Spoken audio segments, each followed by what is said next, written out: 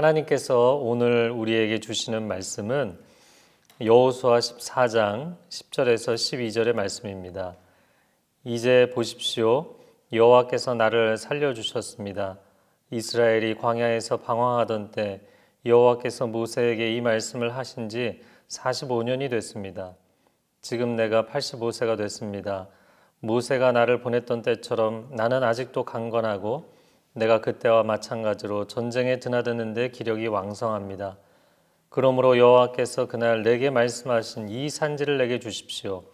당신도 그때 직접 들었다시피 거기에는 아낙 사람들이 살고 있고 그들의 성은 크고 강합니다.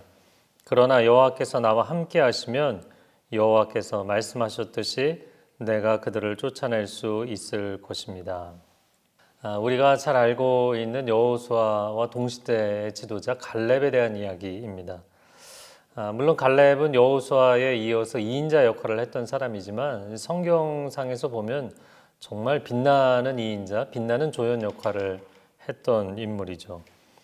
오늘 갈렙이 보여준 리더십을 보면서 오늘 우리가 다 기도하는 마음으로 투표에 참여했는데 오늘 선출된 국회의원들 어떤 리더가 되어야 될 것인가, 갈렙을 닮은 리더가 될 수 있도록 우리가 함께 기도하면 좋겠습니다. 첫 번째는 갈렙은 깨끗하게 결과에 승복한 인물이었습니다.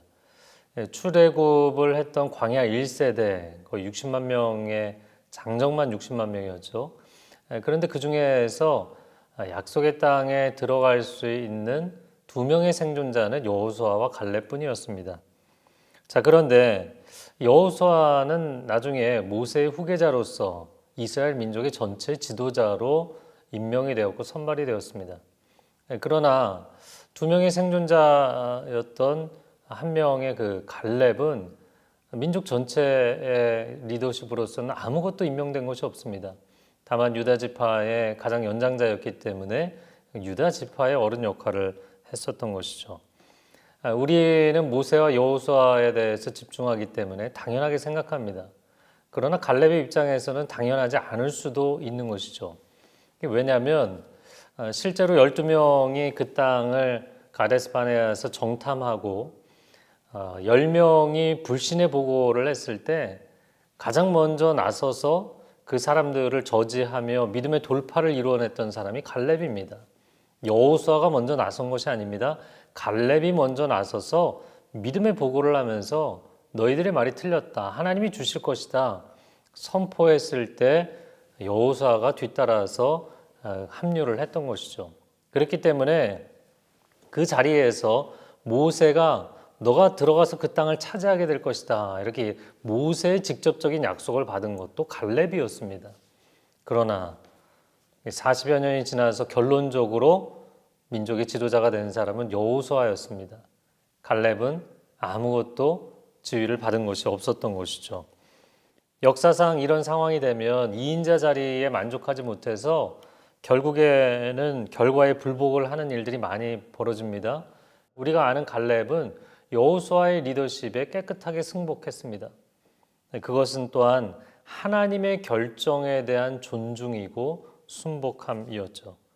전혀 여호수아와 갈등을 일으키지 않았습니다. 자기 지분을 요구하거나 자기 기득권을 주장하지도 않았습니다. 두 번째, 갈렙은 나라와 민족을 위해서 헌신한 인물이었습니다. 여호수아에게 다가와서 가장 어려운 땅을 정복할 수 있도록 요구를 했던 것이죠. 헤브론의 본래 이름을 여러분 아십니까? 기럇 아르바라고 합니다. 그런데 기럇 아르바는 아르바의 성읍이라는 뜻인데 아르바는 거인 종족인 아낙 자손들의 조상이자 최고의 영웅적인 인물이었습니다. 그러니까 거인 아르바의 마을, 성읍이라는 뜻을 가지고 있는 헤브론이었던 것이죠. 아직 정복전쟁은 남아있었고 다 정복하지 못한 민족과 땅이 많이 있었기 때문에 모두가 지쳐갈 즈음에 이 헤브론에 도전했던 갈렙의 도전은 많은 사람들에게 힘을 더해 주었을 것입니다. 자, 그렇게 갈렙은 목숨 걸고 헤브론 성에 올라갔습니다. 그리고 그 성을 탈취하게 되었죠. 거인족을 다 몰아냈습니다. 그런데 여러분 그 다음 상황을 아시죠? 갈렙이 목숨 걸고 얻은 헤브론을 레위 지파의 성읍으로 내놓았습니다. 레위 지파는 백성들의 제사를 주관하고 그들을 재판하는 업무를 담당했던 사람들이죠. 자기들의 기업으로 받은 땅이 전혀 없었습니다. 그래서 나머지 12지파가 십시일반으로 성읍들을 내놔야 됐던 거예요.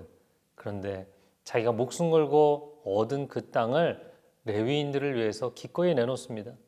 또한 그뿐이 아니었습니다. 여러분, 도피 성읍으로 헤브론을 지정하게 됩니다.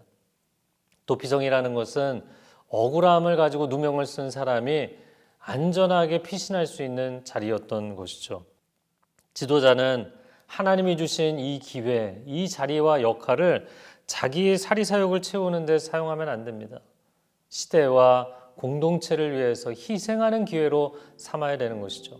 오늘 선출된 지도자들이 그런 지도자들이 될 수 있도록 우리가 함께 기도해야 할 것입니다.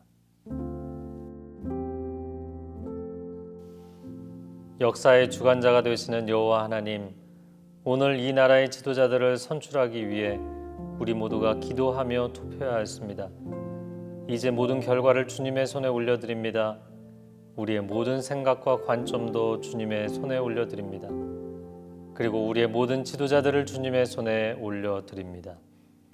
주님, 이 시간 이 나라 이 민족 가운데 좌정하여 주셔서 사람들이 이끌어가는 나라가 아니라 주 여호와 하나님께서 인도하시는 나라임을 우리가 알게 하여 주옵소서. 눈에 보이는 세속사 이면에 하나님께서 하나님의 백성들을 구원하시기 위해서 일하시는 구원사가 있음을 알게 하여 주옵소서. 그 구원의 역사를 위해 세상의 권세자들도 높이시고 낮추시는 하나님이심을 신뢰하게 하여 주옵소서. 이스라엘 백성이 하나님보다 열강을 의지하면 하나님은 기뻐하지 않으셨습니다. 그들이 하나님보다 우상과 물질과 쾌락을 따라가면 하나님은 진노하셨습니다. 지금은 온 세계가 상대주의, 다원주의 시대가 되어버렸습니다. 하지만 오늘 선출된 지도자들이 만물의 주관자 되시는 하나님을 경외할 수 있게 하여 주시고 선하게 법 질서를 상대화시키지 않게 하여 주시고 하나님이 창조하신 세상에 건강하고 바른 질서를 왜곡하지 않게 하여 주옵소서. 하나님, 오늘 선출된 지도자들 가운데 갈렙과 같은 지도자들이 나오게 하여 주옵소서. 다윗과 같은 지도자들이 나오게 하여 주옵소서. 다니엘과 같은 지도자들이 나오게 하여 주옵소서. 그리하여 건강한 지도자의 출현에 목말라 있는 이 나라 민족이 하나님의 은총을 경험하게 하여 주시고 대한민국이 하나님을 기쁘시게 하고 이 시대와 세계를 기쁘게 할 수 있는 복된 나라로 거듭나게 하여 주옵소서. 모든 나라와 권세와 영광이 아버지 하나님께만 홀로 있는 줄로 믿습니다. 아버지의 뜻이 하늘에서처럼 이 시대, 이 한반도 위에도 이루어지기를 간절히 원합니다. 예수 그리스도의 이름으로 기도드립니다. 아멘.